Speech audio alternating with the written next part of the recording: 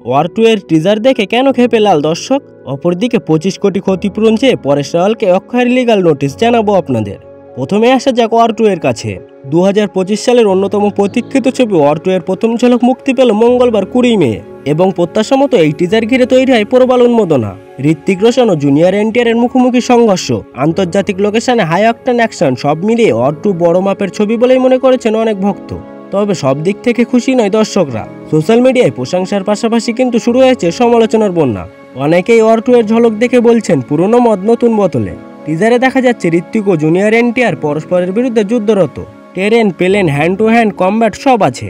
কিন্তু দর্শকের একাংশের মত সবকিছু যেন ওয়ার পার্ট 1 এর রিক্যাপ, যেখানে আগে ঋত্বিকের প্রতিপক্ষ ছিলেন টাইগার শ্রফ। অনেকেই বলছেন ওয়াইআরএফ স্পাই ইউনিভার্সের সব ছবিই যেন এখন একটা নির্দিষ্ট টেমপ্লেট অনুসরণ করছে। একই অ্যাকশন দৃশ্য, একই ধরনের গান, ঘুরে ফিরে একই রকম লোকেশন, আবারও সেই over the top action. Kiara বিকিনিতে সমুদ্র সৈকতের পাশে গান সবই পুরনো।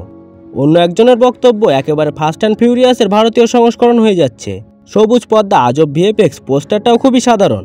কিছু অ্যাকশন সিন ঠিকঠাক, কিন্তু অতিরিক্ত ভিএফএক্স দেখেই মন খারাপ হয়ে যাচ্ছে। বিশেষ করে জুনিয়র এনটিআর এবং কিয়ারা আডবাণীকে ঠিকঠাক ব্যবহার না করায় ক্ষোভ প্রকাশ করেছেন অনেক ভক্ত। এইসব বাজে সংলাপ কেমন করে লিখলো ওরা? এনটিআরের জন্য আরও গরম সংলাপ বানানো যেত। ওর পুরনো ব্লকবাস্টারগুলো দেখলেই বোঝা যায়।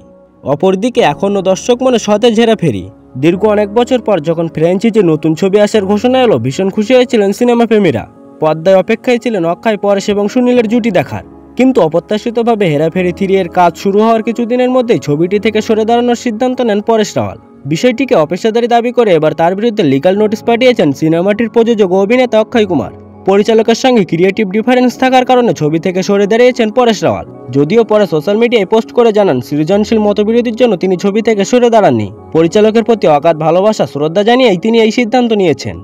মাঝপথে সিনেমা ছেড়ে দেওয়ায় পরেশের বিরুদ্ধে এবার মামলা করার সিদ্ধান্ত নিয়েছেন অক্ষয় কুমার।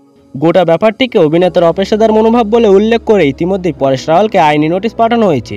শুধু তাই নয়, পরেশকে 25 কোটি টাকা ক্ষতিপূরণ দেওয়ার কথা উল্লেখ করা হয়েছে। সেই নোটিশে আরও জানানো হয়েছে, পরেশ রাওয়াল যদি সিনেমাটি না করতে চাইতেন তাহলে চুক্তিতে সই করার আগে অথবা পারিশ্রমিক গ্রহণ করার আগেই জানিয়ে দেওয়া উচিত ছিল। প্রযোজকের টাকা ব্যয় করার আগে তিনি যদি জানিয়ে দিতেন তাহলে এত ক্ষতি হতো না। বলিউড অভিনেতাদের বুঝতে হবে, হলিউড প্রযোজকদের মতো বলিউড প্রযোজকরা অভিনেতাদের ইচ্ছে মতো সিনেমা ছেড়ে বেরিয়ে যাওয়ার ব্যাপারটি মেনে নেবেন না। দীর্ঘ 35 বছরের ক্যারিয়ারে এই প্রথম অক্ষয় কুমার কোনো সহ অভিনেতার বিরুদ্ধে অপেশাদার আচরণের অভিযোগে মামলা করার সিদ্ধান্ত নিয়েছেন।